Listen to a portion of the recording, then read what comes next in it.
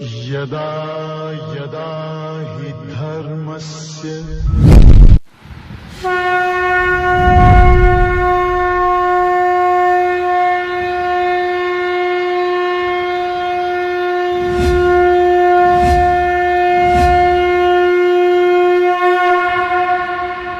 ओम ब्रह्मादिभ्यो ब्रह्म विद्या संप्रदाय कर्तृभ्यो वंशऋषभ्यो महद्भ्यो नमो गुरुभ्यः सर्वोपप्लवरहित प्रज्ञान घन प्रत्यगर्थो ब्रह्माहमस्मि सोहमस्मि ब्रह्माहमस्मि। ओम प्रपन्न पारिजाताय तोत्र वेत्रैकपाणये ज्ञानमुद्राय कृष्णाय गीतामृतदुहे नमः। May the Almighty Shri Lord Venkateshwara bestow all kinds of prosperity, health, wealth and eternal happiness with Paripurna Lakshmi Kataksham to you and the entire your family members and friends. Let us begin Bhagavad Gita, verse number 3 of 12th chapter. Shri Bhagavan Uvacha Ye Tvaksharamanirdesyam Avyaktam Paryupasate Sarvatragamacintyanja Kotastamachalam Dhruvam. As we learnt, the Bhakti Yoga, which is the 12th chapter of Bhagavad Gita, is a great chapter. That which deals with a supreme thing which we call it Bhakti. Now what is Bhakti? Bhakti is a sadhana. Bhakti is an instrument for moksha, to have Ishvara Darshanam. Bhakti, the word is not the word, it is a technical term. That technical term which symbolizes a kind of formula. Therefore, from Bhagavan's idea or teaching, Bhakti can be understood in the three aspects. All those three aspects which I introduced in the last session. As karma oriented bhakti means karmas means actions which are prescribed by Vedas. Okay. Then the upasana based bhakti, upasanas also are prescribed in the Upanishad. Brihadaranyaka Upanishad has got lots of upasana. And knowledge oriented bhakti, the jnana yoga bhakti, that is known as three aspects of bhakti. These three aspects are divided into 5 categories. Those 5 categories are considered 5 steps of bhakti. What are the 5 categories? The first, karma based bhakti, have been divided into 2 categories: sakama karma bhakti, nishkama karma bhakti, or we can say sakama karma yoga, Nishkama Karma Yoga, which was explained in the chapter number 3 and 4.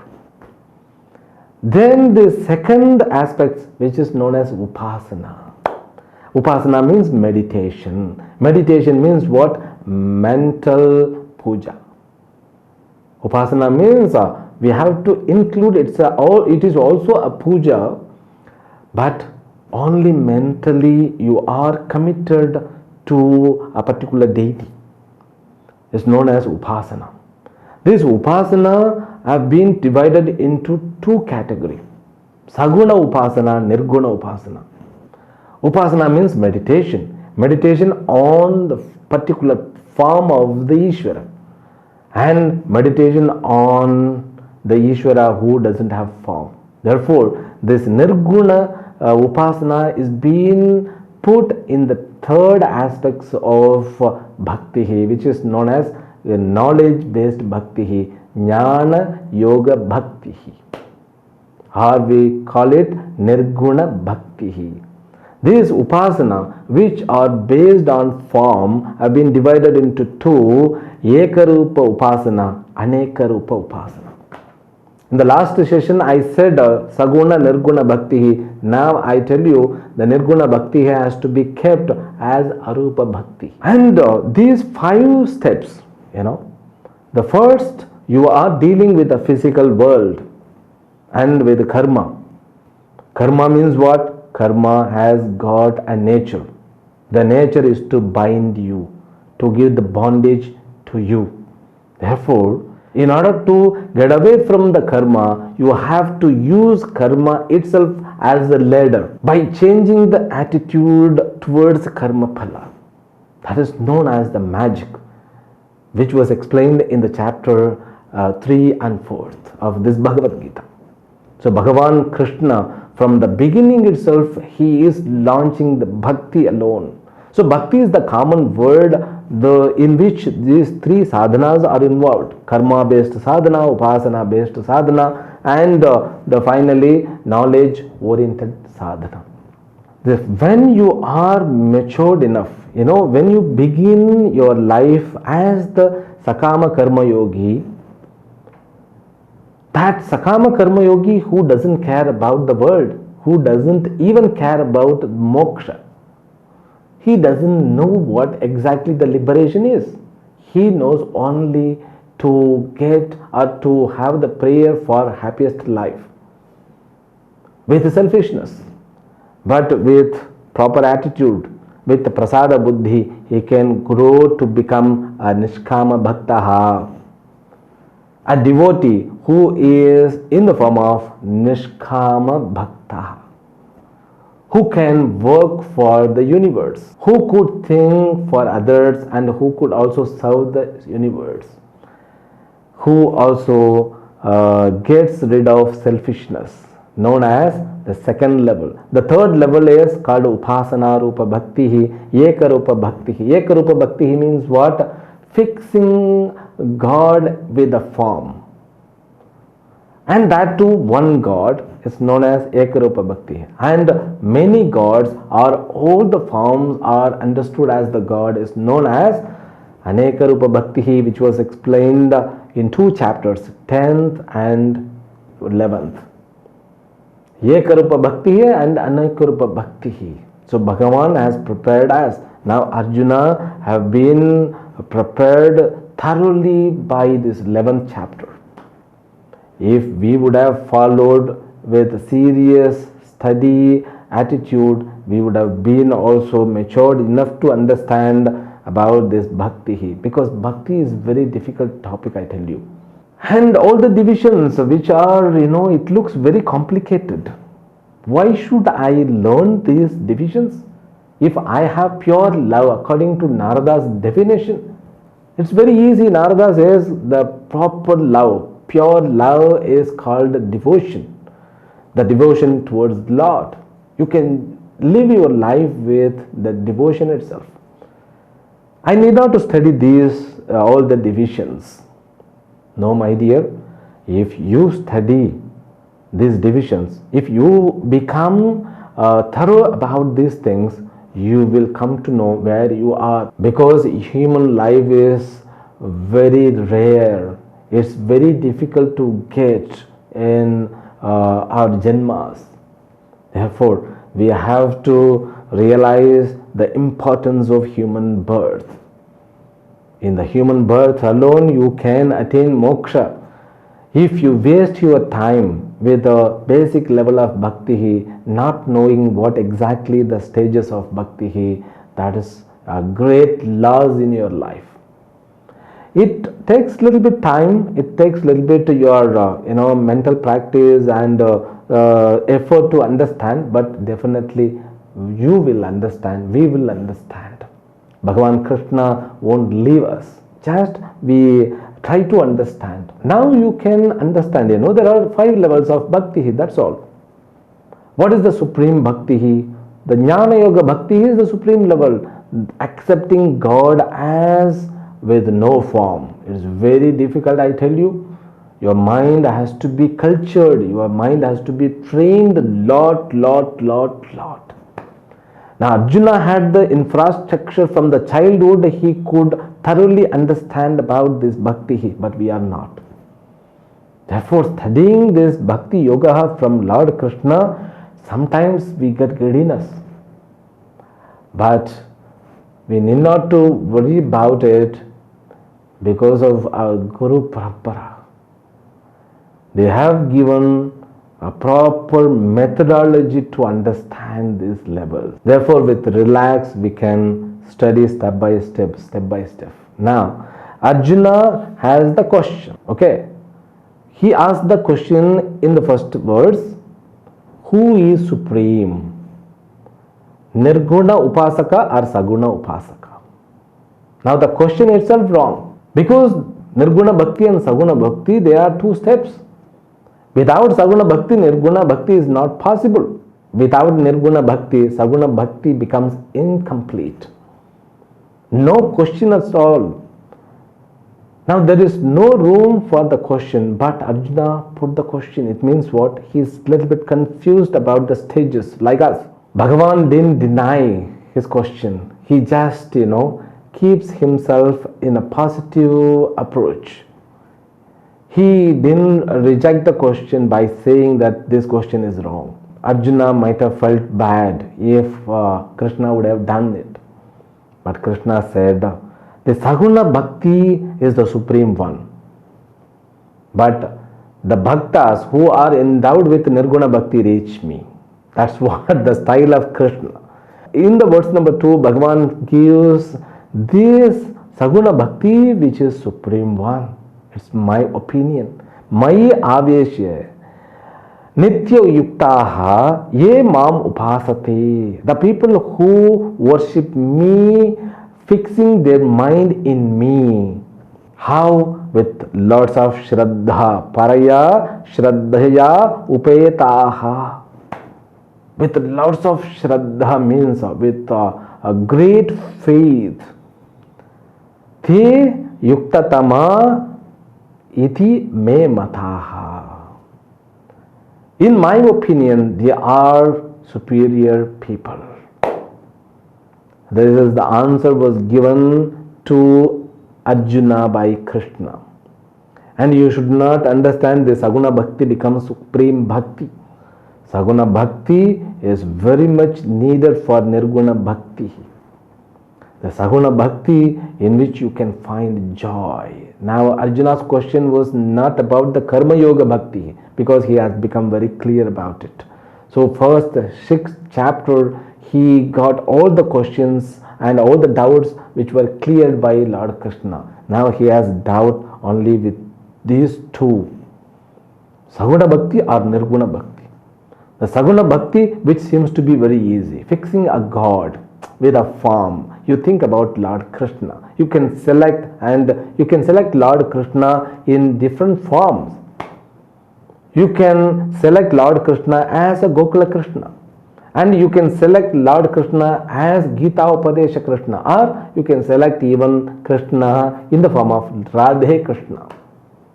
When you say Radhe Krishna, your mind, it enjoys, rejoices. That we could experience. If people are coming, they are saying Radhe Krishna. Again you say Radhe Krishna. The joy is expressed. It's shared. But when you are asked to think or have bhakti towards Nirguna Brahma, the God without form, your mind becomes mum. That's what I said, God is to be worshipped with name and form. That is the beginning level. Without this method of worshipping, you cannot reach the worshipping God without name and form. That is the method our forefathers have created to us. Bhagavan Krishna has launched very systematically these 5 divisions. So you should begin with Karma Yoga, that too Sakama Karma Yoga. You should grow to be a Niskama Karma Yogi. Then you can become like a Ekarupa Bhakta. The person who can sit in a place and worship Lord in a particular form. If you would have not done this Karma Yoga, your mind won't sit in a place. Sitting in a place for a length of time, at least for 1 hour, to worship, because you should have Abhishek, you should have all kinds of Shodasa Upachara Puja. From Sankalpa you should begin. Shuklam Bharadaram Vishnum Shachivaranam Chaturbhujam Prasanna Vadanam Dhyaya Sarva Vighnopashantaye Mama Pata Samasta Durita Kshayadvara Shri Parameshwara Pretiartham. So like it begins, it goes on and on for 2 hours. You should begin with the Bahya Puja, then you can convert as it Antara Puja. Okay, this is not the meditation, it's a Bhagya Puja. Ekarupa Bhakti. You adore, you admire your deity. You do alankara, you decorate the deity, you offer so many naivedyams to the deity, so that life is endowed with that only one form of the deity. You live with the form. So Ekarupa Bhakti becomes very easy for us to get connected with. And chalo Aneka Rupa Bhakti, little bit more understanding, God exists in the form of the world. You become little bit uncomfortable, but still you can accept the fact, okay. And God, Krishna himself says, when you are able to understand God as the Vishwarupa, you need not to lose, you need not to give up this Ekarupa Bhakti. Still you can continue with the puja. That is the glory of Sanatana Dharma. We don't say that you have passed from 10th, therefore what? You should not sit in the 10th standard, you should go to the 11th standard. No. Here the division is to understand what kind of bhaktis we have. It doesn't mean that condemn the previous level of bhakti. No. It's the understanding. The joy won't be lost. The joy continues. So now, whenever you get a joyful experience by thinking, by seeing, by having puja of Lord Krishna, the same joy should continue after the realization God alone has evolved as the world. When you look at any object, you should get the joy. The joy must be experienced. If the joy is not experienced, you are still continuing as the Ekarupa Bhakta. You have to work a lot. You have to grow to become as Anekarupa Bhakta. So once you are able to grow up to the level of Anekarupa Bhakta, then you have to learn about this Nirguna Bhakti. Nirguna Bhakti means, because these all forms and names and forms are false. They are non-eternal. If you analyze a little bit more, you will find the all perishable and the object which go under modifications, they are dependent on one object which is in the form of subject. That subject is explained as Nirguna Swarupam. That Upanishadic teaching and Guru's grace, Ishvara's grace, all put together will bring the maturity to understand and adapt Nirguna Bhakti. Now Bhagavan Krishna brings suddenly about Nirguna Bhakta. Ye means the people who worship me in the form of Nirguna Swarupa. How? As Aksharam, as the object or subject which is imperishable. Now Bhagavan means what? He is imperishable. Akshara Vastu. Ishvara is Akshara Vastu. Now you see, Ekarupa Bhakta also use the same thing. When you do Archana, Akshara Swarupa Yanamaha. So you do the Archana. It means what? Our forefathers have connected all these three levels of upasanas beautifully. The puja consists three kinds of aspects of bhakti. Like karma yoga, bhakti is involved. You bring flowers, you bring all kinds of materials, you clean the puja hall, you clean the deities, and you do abhishekam. All these are all what? Karma. Now karma based bhakti, but mentally you are endowed with that particular form. Means what? It's the second level of bhakti which is known as upasana bhakti, Ekarupa Bhakti. And with the understanding, whoever you see, if you see them as a Lord Krishna, Krishna is talking to me, Krishna is fighting with me, and Krishna alone loves me in the form of my people, in the form of the people from the world. If you have that understanding, that puja is converted as Anekarupa Bhakti. And after even understanding Nirguna Swarupa, when you do Archana, So Bhutatmane Namaha. That's what I said from Vishnu Sahasranama. Vishwam Vishnurvashatkaro Bhuta Bhavya Bhavat Prabhu Bhuta Krit Bhuta Bhavo Bhutatma Puta Pavanaha. So it's a beautiful Bhutatma, Paramatma. What are they? They symbolize Nirguణ Rupa Ishvara. All together. These divisions to realize, to understand where you are, where we are. That's all. Now he says, I am the Akshara, imperishable entity. They worship me as the imperishable entity, means Nirguna Swarupa Bhakti. Now imperishable means what? Imperishable because we only see all the perishable things. It means beyond our sense object. That Sabda Sparsa Rupa Rasa Gandha means what? Through ears we can encounter Shabda as the object. Through eyes we can just see the names and forms. But this Vastu, Ishvara, who doesn't become subject to my sense organs. So accepting God as Akshara Brahma, who is not going to be perished. He is eternal entity. This eternal entity, understanding through the word, he is free from all kinds of modifications. So modifications means what? This body undergoes 6 kind of modifications, which we saw long back in the 2nd chapter. I told you. See, this body, not only this body, any object in this world which has the form that manifests first, that exists in the subtle form, asti level.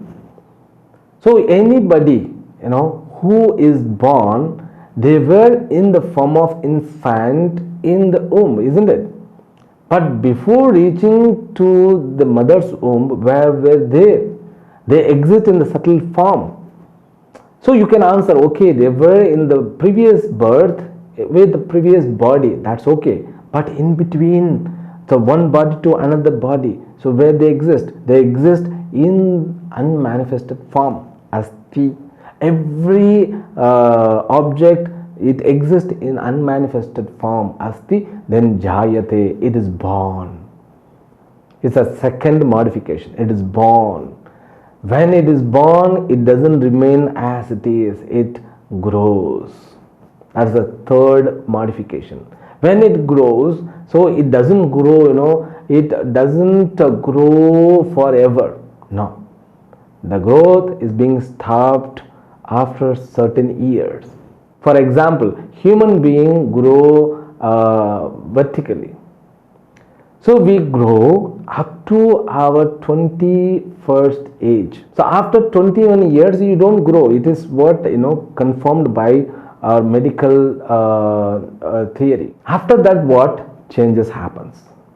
So you get a mustache, beard, and all these changes happens. It's a asti jayate vardhate viparinamate, 4th modification. Then apakshiyate, after 40 or 45 years, your body slowly it starts decaying, graying hair, and the skin becomes that sprinkles or wrinkles. All these symptoms shows that body has begun to decay. Finally body becomes perishes. It goes into unmanifested form. These 6 modifications are only with the form and name. So whichever the device which has got name and form, they do have this 6 kind of modification. Now Bhagavan is free from this 6 kind of modifications. He is not perishable. And meditating Bhagavan as the entity who doesn't perishable, called Nirguna Upasana. Okay. Then the next, Anirdeshyam. He is also indefinable, because once the God is understood as imperishable, then you may be thinking that so God will have a particular form, the form doesn't perish. Then The next definition comes, God is anirdeshyam. Anirdeshya means it is indefinable. You cannot define. So where there is no name and form, how can you define? Then why all the definitions of God is being given to us? In order to make us to the level from where we can understand. How to understand it? God is indefinable. Anirdeshyam. It means the limitation of the words have been understood here. God is beyond our opinion. God is beyond our ideas and ideologies. God is beyond the explanations of all human mind. Then you become more restless. And God is what? Avyakta Swarupi, which is never manifested. God won't manifest at all. Means what? It never comes into the name and form. Then you will doubt whether God exists or not. So these definitions, it seems to be something strange for our mind. Therefore, people won't talk about Nirguna Swarupa. They just, they do archana, that's all, they will go, that's all. No, sir, you don't have the doubt whether God exists or not. He exists where? Sarvatragam, in all places. He is all pervading. Desha parichinna rahitaha. He doesn't have the limitation by the space. You cannot find the limitation space wise with the God. God is everywhere. God is. He is not in one object. He is everywhere. Akashavat, like space. Okay. Then what is the next definition? Achintyam. It's very difficult, incomprehensible. Achintyam means, so you cannot think God how he would be, because our minds are limited. In order to show our limitation, this word is given. Achintyam. God is achintyam. Then kutastham, free from modifications. Kala paricheda rahitaha. Or we can say immutable. Achalam, immovable. Dhruvam, the eternal. These words, they seems to be very strange. But they establish the existence of God. God exists. He exists in all places. And he is beyond our mind. His existence cannot be defined. Kutastham, he exists as a very solid material. Because this kutastham also can be understood as the anvil which is used by the goldsmith. So on which every ornament are shaped. Like God becomes astivara, adhisthana. He becomes the substratum of the universe. So God alone exists. And achalam, it's immovable. God doesn't move. He need not to move because he is all pervasive.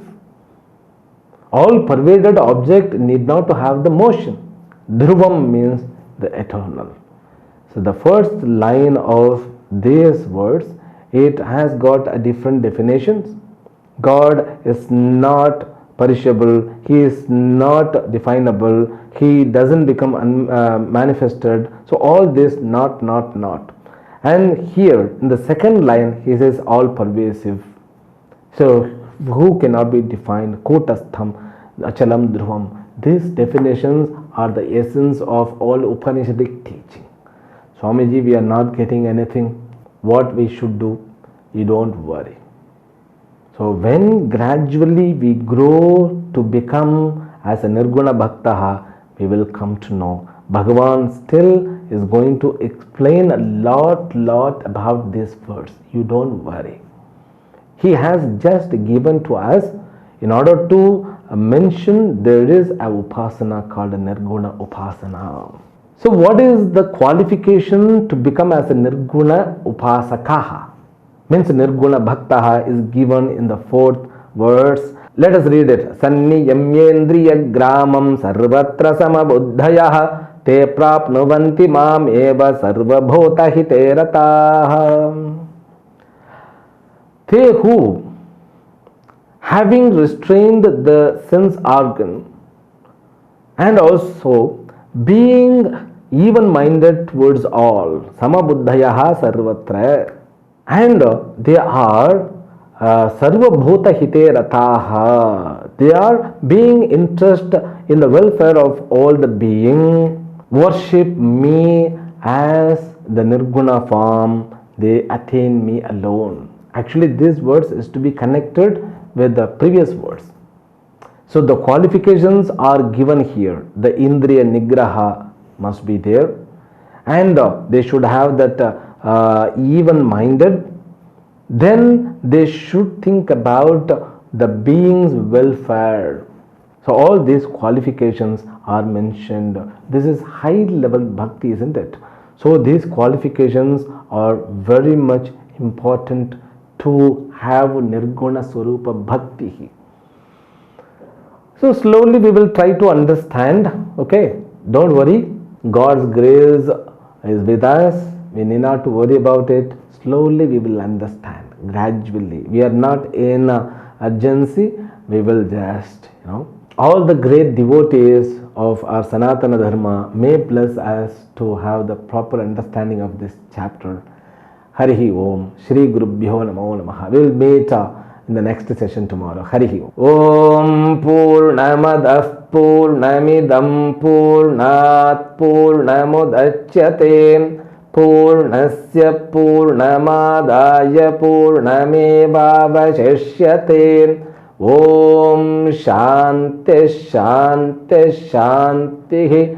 Harihi Om. Shri Gurubhyo Namaha. Harihi Om.